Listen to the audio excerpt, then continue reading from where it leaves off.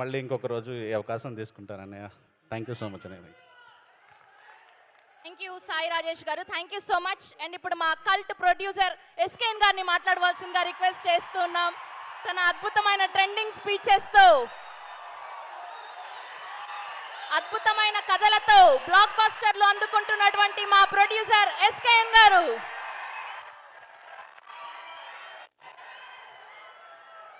Boss గురించి మాట్లాడాలంటే ఎన్నైనా మాట్లాడతాం, కానీ బాస్ ముందే మాట్లాడాలంటే ప్యాక్ అయిపోద్ది మనకి. బాస్ అంటే మనకున్న ఎమోషన్ ఏంటంటే,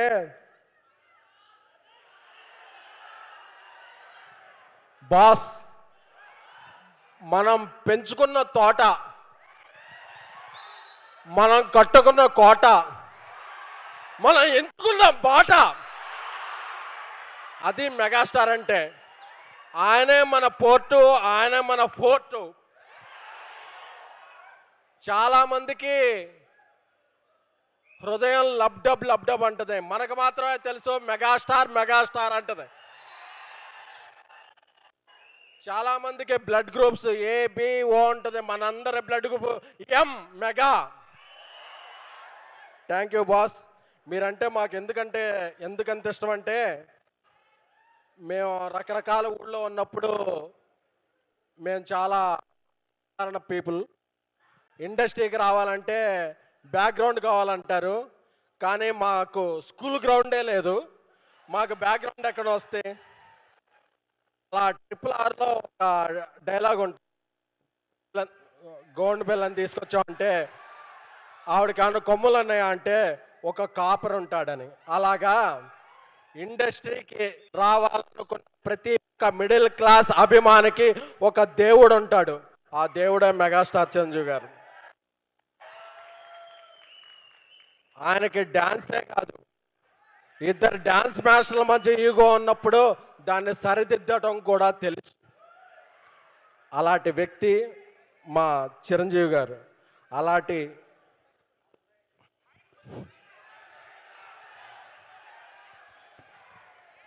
బైక్ పని చేయబోతే ఊరుకుంటా ఉండే, మైక్ పని చేయకపోతే బాస్ ముందు ఒప్పుకోం.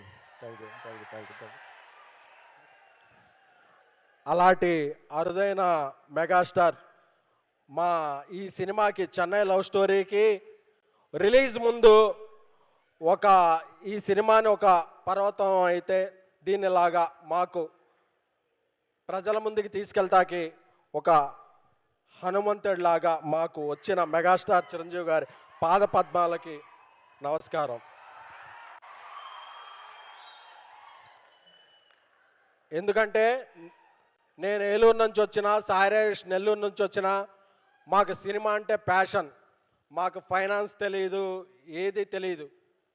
మేము అనుకున్న సినిమా అనుకున్నట్టు తీయాలి, ఈ సినిమా కోసం ఎన్ని రోజులైనా తీయాలి అనుకుని మా Sai Rajesh, national award winner Sai Rajesh గారు రాసిన స్క్రీన్ ప్లే కథతో ఆయన నాకు కో ప్రొడ్యూసర్గా మా ఇద్దరం కలిపి ఈ సినిమా చేశాం.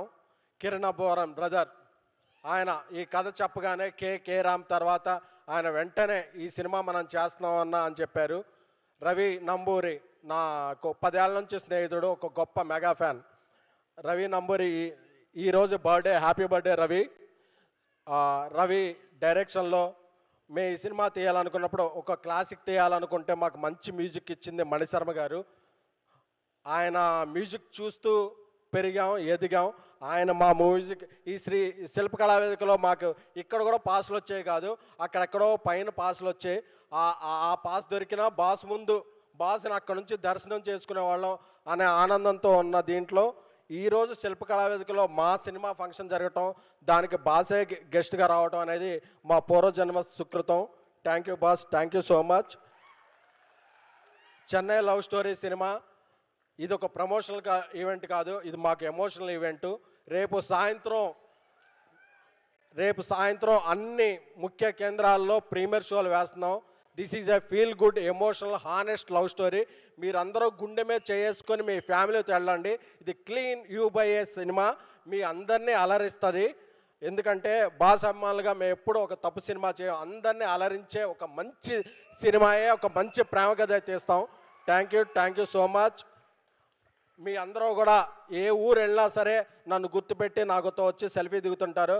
అది నా గొప్పతనం కాదు, వీడు మనలాగే ఒక మెగా ఫ్యాన్ అనే ఇది నాకు ఎప్పుడు తెలుసు.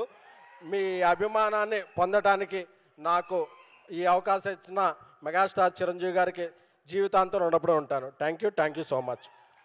Thank you so much SKN గారు. Thank you so much. Wishing all the good luck for you. Yes, మనందరి